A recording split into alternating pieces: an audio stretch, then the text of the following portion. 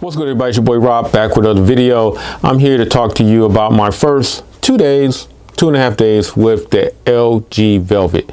Now, this phone, in my opinion, is a pretty nice phone for an LG phone. If you know my history, I haven't always had a high, point of view of LG. In my past, I've had quite a few lemons when it comes to dealing with LG, but the Velvet is kind of changing my opinion a little bit.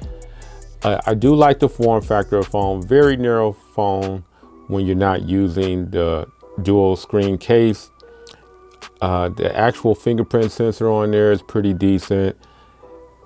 The LG software has matured a little bit.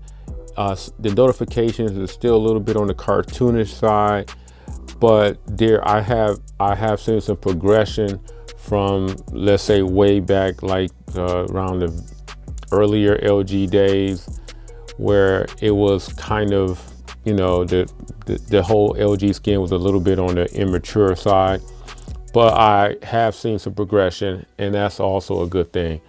Another good thing that doesn't have to actually do with the phone that I have here is I want to bring up the fact that LG has started a very decent, somewhat aggressive marketing campaign for the Velvet itself.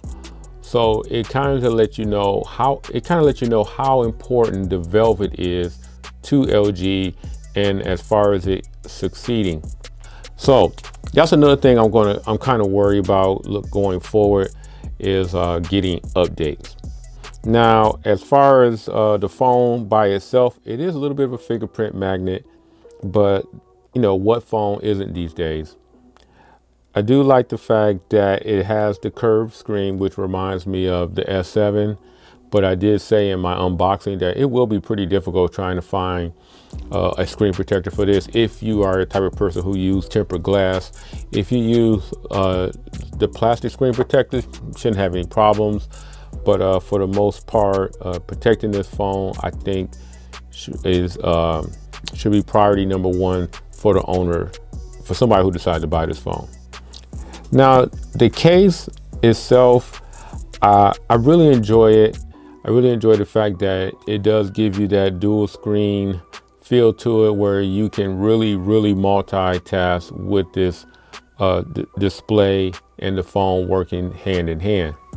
Now, as far as the size of it, it literally makes it a pretty hard phone to pocket.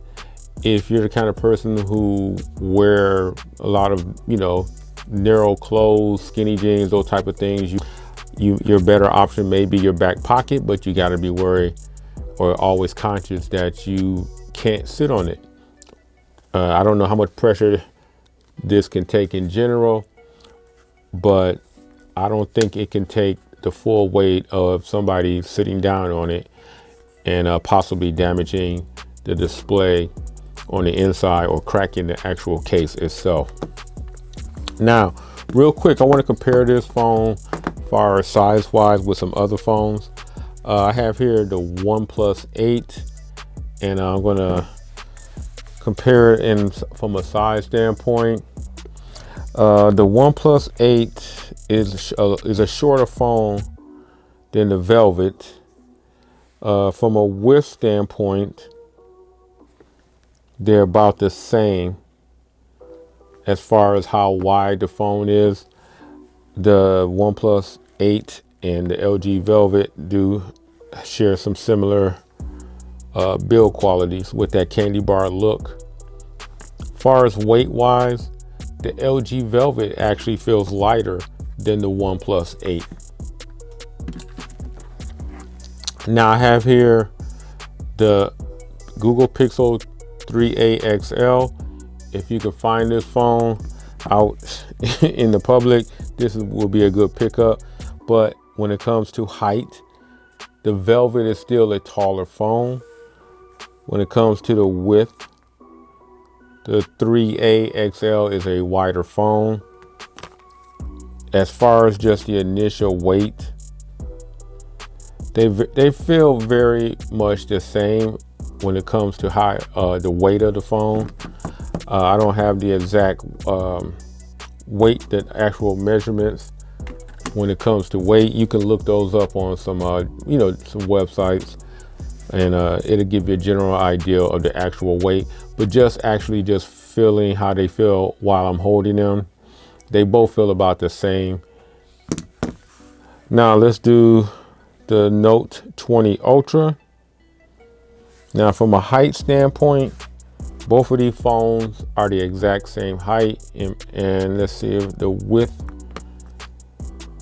The Note 20 is a wider phone.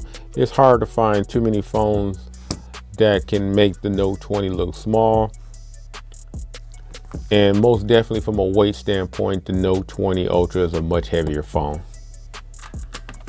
And I do have my iPhone. I got a case on.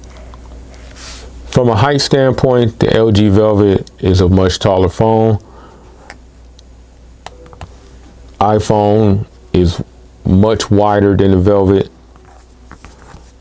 From a feel in the hand, the iPhone is a little heavier than the Velvet, but that's pretty much it when it comes to just measuring the LG Velvet against some phones that you may be currently considering or that's out there in the market. Give you a little bit of perspective from it. Now, going back to this case, in general, I kind of wish that the smaller display on the outside of this case was a little better when it comes to showing you your information. And there's no way to interact with it. And you pretty much have to be real familiar with your own icons to have an idea of what message is coming through. There's no type of scroll to give you a quick preview of, let's say, a text message or something that you might be like a sports score or something like that. Would have been real cool to have with this display, this dual screen. One thing I'm kind of worried about is the pen on the inside of the dual screen doesn't have any flexibility. And what I mean by that is, like, let's say, for example, when it comes to removing the phone or placing the phone in there, if the pen somehow pivot towards you and then you snap the phone into the actual pen and then snap it back into the case, that would have been a real cool feature. What I'm worried about is over time, you're going to be pulling, if you pull this phone out of the case a lot, you're going to be pulling from a somewhat of a slanted angle, and you can run the chance of bending the USB-C port that's at the bottom of this case.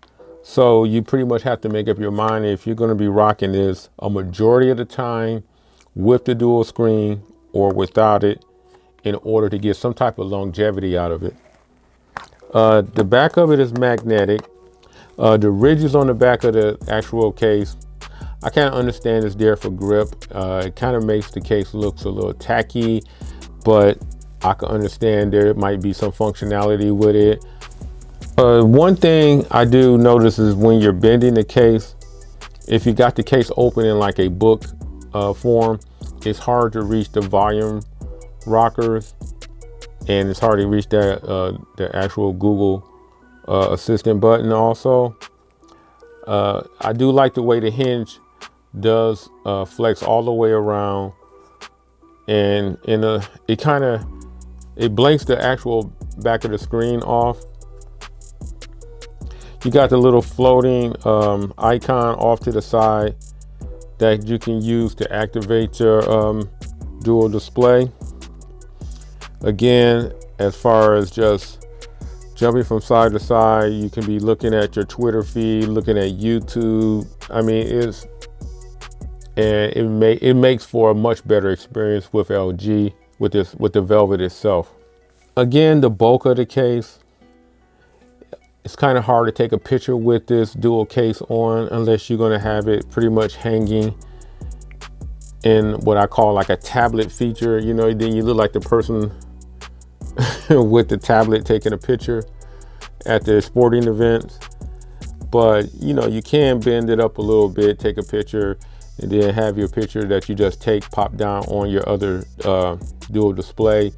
and you can preview it. I mean, that's a cool feature, but it's just, I don't know, it's kind of a little bit on the bulky side when it comes to using it.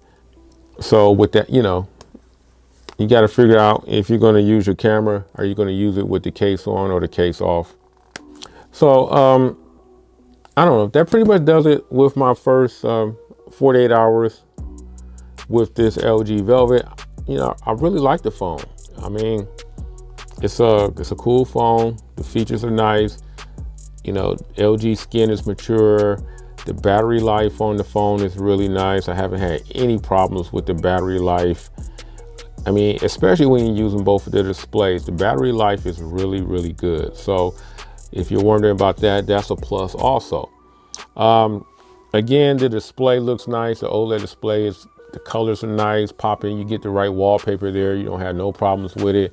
It is dual speakers. In the unboxing, I thought it was only a bottom firing speaker, but it is a dual speaker in the earpiece in the bottom.